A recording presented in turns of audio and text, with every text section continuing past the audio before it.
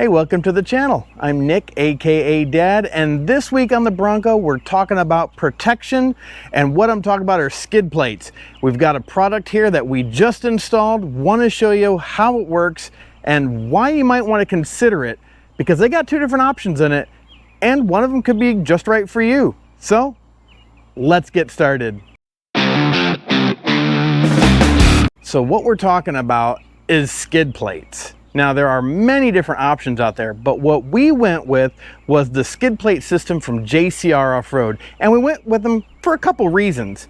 Now the biggest reason is cost. Now there are some great companies out there that offer skid plate systems, but you have to buy the complete system right off the bat. So you could be dropping anywhere from maybe $2,500 up to $4,000 or $5,000, depending on what their system's made of, how they designed it, different things like that. Well, with JCR, you've got some options, but the great thing is the system is separate from each other. You can get the front skid plate, save up some money, get the transmission skid plate, then save up some money and grab the differential skid plate or the fuel tank skid plate. You know, you can save some money by just getting what you need. And we wanted to start off with the front skid, the engine skid, basically, because that protects the bottom of the engine. It'll protect the bottom of the intercooler. It'll protect the transmission cooler.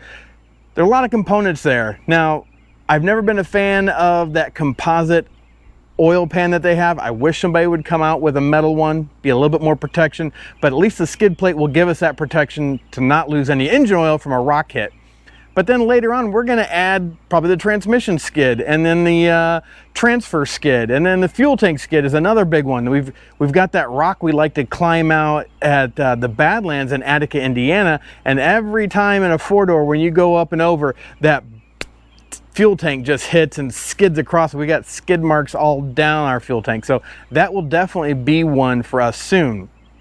But another reason I went with the JCR off-road skid plates is because they offer options in what the material is. You can either do aluminum or you can do steel. Now the steel comes in a 3/16 inch thick, and the front skid is basically, I think it was around 63 pounds. Now we opted for the aluminum version, which they still powder coat for free. That is just part of it, but it's only like 33 pounds and it's a 1/4 inch thick. So it was just one of those things I thought, it's a little bit thicker, will dent a little bit easier, but should protect just as well as steel. There's some give and take there with it, but that's what we end up going with. So let's get underneath the Bronco and show you what it looks like and give you some tips on when you install yours. Now you can see here the JCR goes up right behind our Bay Area metal fab bumper, which is really nice.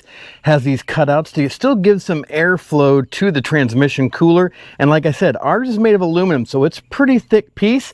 And I would definitely suggest 2 people to be able to hold it up easily. Now the cool thing, will slide around here to the brackets that hold on the front.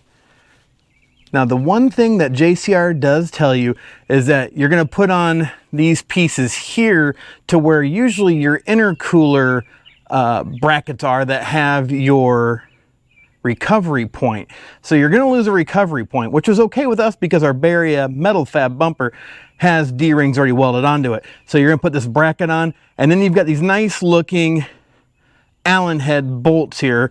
Now that is a 5/16 Allen that you'll use to put those in. You have 2 on either side. And then down below, we've got 6 bolts that hold in the bottom part of the skid plate. Let me show you that because it's really nice. They use factory locations. All right, so you've got 1, 2, and 3. These are the front 3 that hold in. Now, the crazy thing is they are recessed up inside there. So I would suggest that if you're doing this, I would use, these are 11/16 bolts that you're going to put in there with an extension. I would also take a nut and put it down inside your socket, because these are recessed in there. So even with a shallow socket, it'll dip down to where you can't get the bolt started. So using just a nut down inside your socket will definitely help keep that bolt high enough that you can get it started. Now the other thing is you've got the 3 back here as well. 1, 2, and 3 are also recessed up in there, which is great because if you do hit a rock, at least the bolt head won't get snapped off. It is protected up inside the skid plate itself. The one thing that I'm not so keen on is that there is no place for the oil to come out. They don't have like a door or anything. I've seen some other companies that have made a door here, which is great because of strength, but easeability, it means this whole skid plate has to come out to get this off. So let's give you our final thoughts about the JCR front skid plate. All right, so the JCR off-road engine skid, I love it. I love that they give you options. Steel, aluminum, powder coating is free. You don't have to pay extra for that. I love that you can buy their skid system in sections. You don't have to blow the bank right off the bat and buy the whole thing. You can buy the engine skid, then buy the transfer case, then buy the transmission, then buy the fuel tank skid. You can get it in pieces as your budget allows, which is fantastic. I would say the one thing I don't like as much is that there's no easy way to do an oil change with the skid. You have to take off the whole thing. So that is probably my only thing I don't like as much, but we'll see when we have that first oil change come up, see if it actually is an issue. And don't forget that tip or trick we showed you, talking about using a nut inside your socket. Even a low profile socket, that nut's gonna keep that bolt from going too far down into the socket to where you can't really start it. You really need something inside there to hold that bolt up as high as you can to get them started. So, but installation was a breeze, uses factory points, which is amazing, and using 2 people does make it easier. So just keep that in mind. But we appreciate you watching. We will keep you updated on the review of the skid and how well it performs.